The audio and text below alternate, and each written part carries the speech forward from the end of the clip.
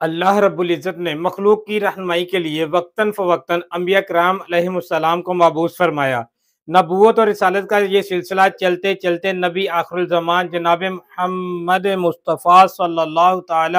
علیہ وآلہ وسلم تک پہنچا اور آپ پر نبوت کا سلسلہ ہمیشہ کے لیے ختم ہو گیا۔ اب مخلوق کی ہدایت کی ذمہ داری امت محمدیہ کے سپرد ہوئی۔ زمانہ صحابہ سے تحال ہر دور میں بڑی بڑی عظیم صاحب عقل و فراست اور دور اندیش ہستیاں تشریف لائی، جنہوں نے ہر دور کے لحاظ سے نئے نئے انداز اور طریقوں سے پیغام توحید و رسالت کو عام کیا۔ اسلام کا سورج مکہ مکرمہ سے طلوع ہوا اور ساری دنیا تک اس کا نور پہنچ گیا۔ وقت گزرتے گزرتے 20ویں صدی کا دور آن پہنچا۔ یہ دور جدید ٹیکنالوجی کے ساتھ ساتھ اسلام سے دوری، دینی احکامات پر عمل سے بیزاری اور طرح طرح کے فتنوں سے بھرا ہوا تھا۔ ان حالات میں ایسے راہبر اور رہنما اور لیڈر کی ضرورت تھی کہ جو نبی آخر الزمان صلی اللہ تعالی علیہ وآلہ وسلم کی سنتوں کا ہر سو پرچار کرے۔ صحابہ کرام رضی اللہ تعالی عنہ، اہل بیت اطہار، اولیاء کرام رحمت اللہ تعالی علیہ کے نقش قدم پر چلانے والا ہو اور غوث سمدانی شیخ عبد القادر جیلانی رحمت اللہ تعالی علیہ کا نائب ہونے کا حق ادا کرے۔ اللہ پاک کا کرم ہوا کہ اس فتنوں کے دور میں بھی کثیر علماء کرام کے ساتھ ساتھ امت مسلمہ کو امیر اہل سنت حضرت علامہ مولانا ابو بلال محمد الیاس عطار قادری رضوی زئی دامت برکاتہم العالیہ جیسی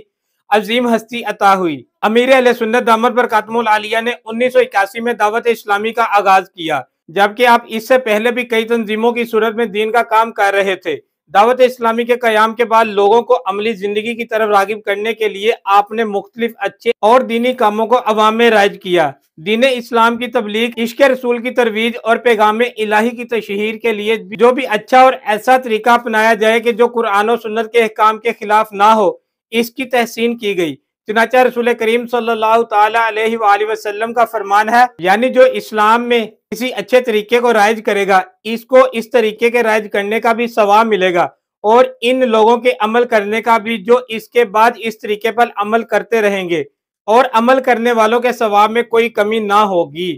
حکیم الامت مفتی احمد یار خان نعیمی رحمت اللہ تعالی علیہ فرماتے ہیں، جن لوگوں نے علم فقہ، فن حدیث، میلاد شریف اور بزرگان دین کے عرس مبارک، ذکر خیر کی مجالس، اسلامی مدرسے اور طریقت کے سلسلے ایجاد کیے، انہیں قیامت تک ثواب ملتا رہے گا۔ امیر اہل سنت دامت برکاتہم العالیہ نے مسلمانوں میں جن اچھے کاموں کو رائج کیا،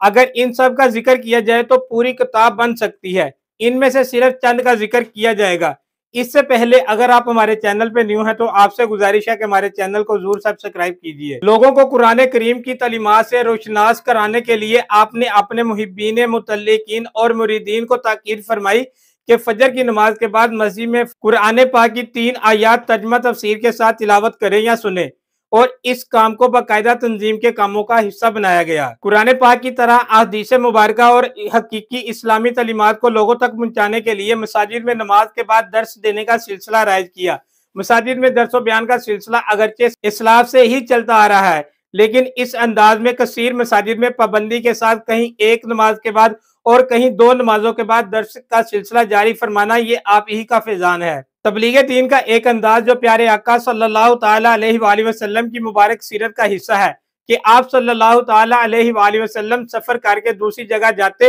اور اپنے صحابہ کرام رضی اللہ تعالی عنہ کو بھی بھیجا کرتے تھے۔ تبلیغ دین کے لیے بانی دعوت اسلامی حضرت علامہ محمد الیاس قادری دامت برکاتہم العالیہ نے اس طریقے کو باقاعدہ اور منظم انداز میں رائج فرمایا کہ ہر ماہ 3 دن کا مدنی قافلہ، 1 سال میں 30 دن اور عمر بھر میں 1 سال کا مدنی قافلہ کرنے کا ذہن دیا، اور اس کے علاوہ بڑی اور اہم موقع پر مثلا محرم الحرام، ربیع الاول، عیدین اور وہ ایام جن میں سرکاری سطح پر 2 یا اس سے زیادہ چھٹیاں آ رہی ہوں، ان دنوں میں راہ خدا میں سفر کرنے کا خصوصی ذہن دیتے ہیں، بلکہ اسے باقاعدہ نظام کے تحت رائج فرما دیا ہے۔ اور بعض عاشقان رسول تو ایسے ہیں کہ انہوں نے اپنی زندگی تبلیغ دین کے لیے وقف کر دی ہے، جو کہ یقیناً امیر اہل سنت دامت برکاتہم العالیہ کی ترغیب و تحریک ہی کا نتیجہ ہے۔ کتاب پڑھنا، مطالعہ کرنا علم حاصل کرنے کا بہت بڑا اور اہم ذریعہ ہے۔ بانی دعوت اسلامی نے ہر ہفتے ایک رسالہ پڑھنے سننے کا طریقہ رائج فرمایا، اور اس کی ترغیب و تشویش کے لیے پڑھنے سننے والوں کو اپنی دعاؤں سے بھی نوازتے ہیں۔ مزید سونے پر سہاگا جو پڑھنا لکھنا نہیں جانتے اور کہیں اجتماعی صورت میں کسی سے سن بھی نہیں سکتے،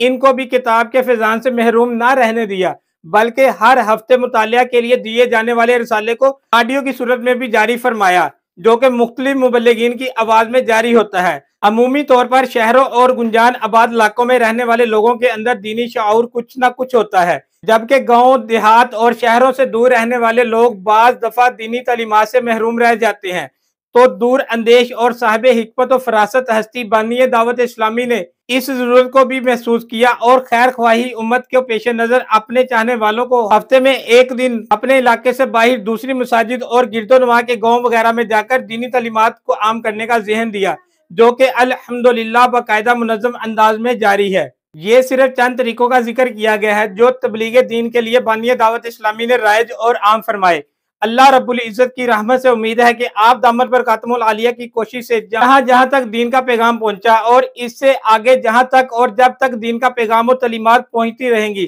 ان سب کا ثواب حضرت علامہ مولانا ابو بلال محمد الیاس عطار قادری دامت برکاتہم العالیہ کو بھی ملتا رہے گا انشاءاللہ الکریم۔ اللہ کریم اپنے پیارے حبیب صلی اللہ تعالی علیہ وآلہ وسلم کے صدقے اس مرد کلندر عظیم علمی اور روحانی شخصیت کی عمر، علم، عمل اور جملہ امور و معاملات میں لاکھوں برکتیں عطا فرمائے، آمین بجاہ النبی الامین صلی اللہ تعالی علیہ وآلہ وسلم۔